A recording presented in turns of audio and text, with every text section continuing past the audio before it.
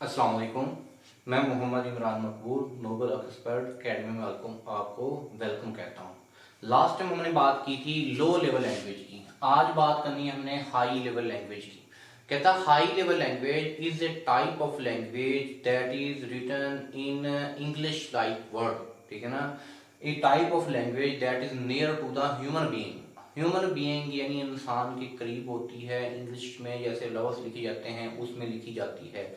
High level language की सबसे बड़ी खूबी जो है ये बाकायदा रूल के मुताबिक लिखी जाती है, जिसको कहते हैं सिंटैक्स। क्या कहते हैं? सिंटैक्स।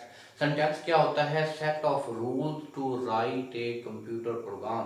कंप्यूटर प्रोग्राम को लिखने का जो रूल होता है उसको सिंटैक्स कहते हैं।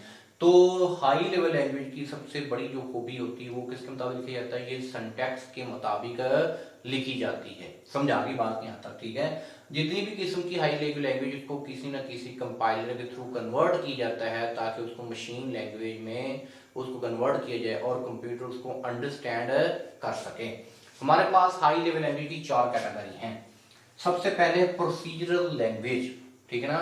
देखो प्रोसीजर लैंग्वेज में क्या होता है, इसमें इंस्ट्रक्शन एक सीक्वेंस के मुताबिक लिखी जाती है। ठीक है। इसका एक इजी वे है लिखने का। देखो प्रोसीजरल, ठीक है, प्रोसीजर का मतलब होता है कि एक तरीकाकार, एक प्लानिंग के तहत लिखी जाती है। समझ आ गई बात यहाँ तक? ठीक है।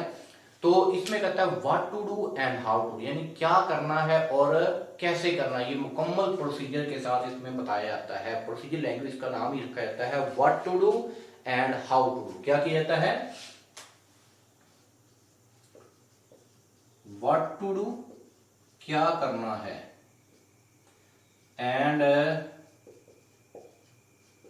हाउ टू डू, और कैसे करना है। ये सारा प्रोसीजर लैंग्वेज में बताया जाता है। इसको कहते हैं थर्ड जनरेशन लैंग्वेज। क्या कहते हैं? Third generation language. समझ आ गई बात की? तीसरी जनरेशन लैंग्वेज में इसको अडॉप्ट किया गया था। उसमें कौन कौन सी लैंग्वेज थी? सबसे पहले आती है हमारे पास फोरट्रान, फार्मूला ट्रांसलेशन। FOR से बनता है फार्मूला, TRAN से बनता है translation, formula translation. It is use for mathematical built in function. समझ आ गई बात की? मैथ के फंक्शन के लिए, बिल्ट इन फंक्शन के लिए। ये साइंटिफिक और इंजीनियरिंग की फील्ड में ये लैंग्वेज इस्तेमाल की जाती थी। समझ आ गई बात की? उसके बाद आता है बेसिक। बेसिक स्टैंड फॉर है beginner all purpose symbolic interchange code. क्या है? Beginner all purpose symbolic interchange code. ये स्टूडेंट के इब्तदाई मसाइल को हल करने के लिए ये लैंग्वेज बनाई गई थी। उसके बाद है COBOL, CO common common. CO से बनता है कॉमन, B से बनता है बिजनेस, O से बनता है ओरिएंटेड, L से बनता है लैंग्वेज।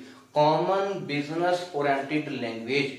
ठीक है। ये वो लैंग्वेज जो कारोबारी एप्लीकेशन को सरअंजाम देने के लिए बनाई गई थी। पास्कल की बात करते हैं।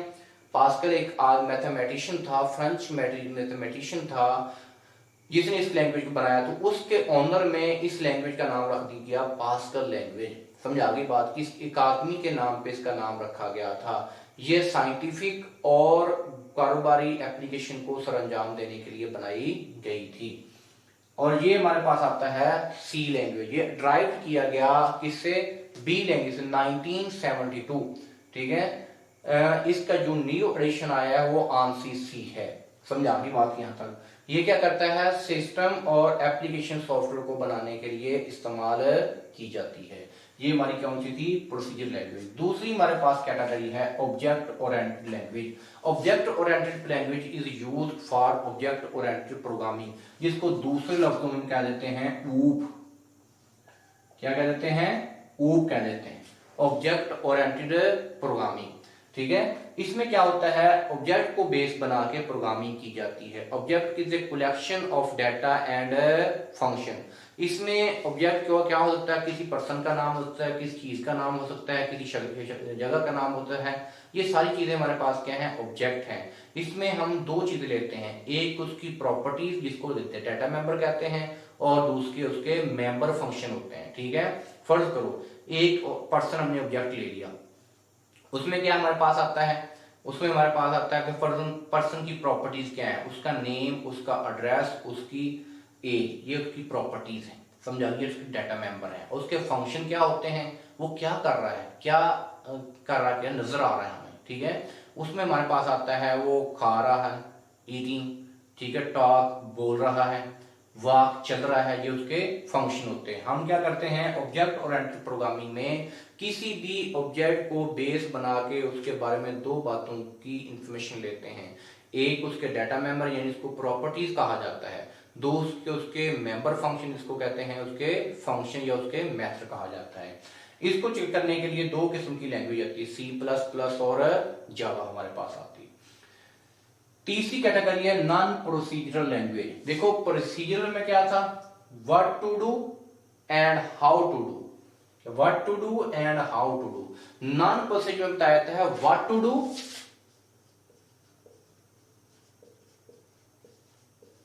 बट नॉट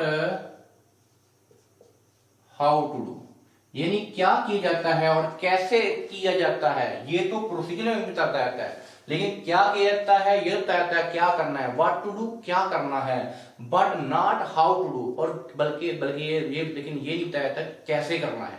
तो ये हमारे पास है non procedure language. Non procedure language में क्या होता है, डेटाबेस एप्लीकेशन, डेटाबेस जो बनाई जाती है, इसको कहते हैं फोर्थ जनरेशन लैंग्वेज। क्या कहते हैं इसको, fourth GL, fourth generation language कहा जाता है। इसमें डेटाबेस के मतलब का एप्लीकेशन बनाने के लिए हमें नॉन प्रोसीजर लैंग्वेज की जरूरत पड़ती है। जैसे हमारे पास आता है एसक्यूएल, स्ट्रक्चर क्यूरी लैंग्वेज, ठीक है ना, ये हमारी लैंग्वेज है जो हमारी नॉन प्रोसीजर कैटेगरी में आ जाती है। उसके बाद सबसे आखिरी कैटेगरी हमारे पास है नेचुरल प्रोग्रामिंग लैंग्वेज। आज आज इसी पे काम हो रहा है, इसको कहते हैं फिफ्थ जनरेशन लैंग्वेज, ठीक है। आज इस पे आर्टिफिशियल इंटेलिजेंस, नेचुरल यानी यानी फितरती यानी होती है, जैसे नेचुरल इंसान के अंदर नेचर है जैसे इंसान की, और जैसे इंसान थिंकिंग कर रहा है, जैसे इंसान फीलिंग कर रहा है, इसी तरह आज कंप्यूटर के अंदर ऐसी प्रोग्रामिंग की जा रही है, नेचुरल प्रोग्रामिंग इस लैंग्वेज को इस्तेमाल करते हुए आज कंप्यूटर भी वैसे ही काम करना शुरू कर दे।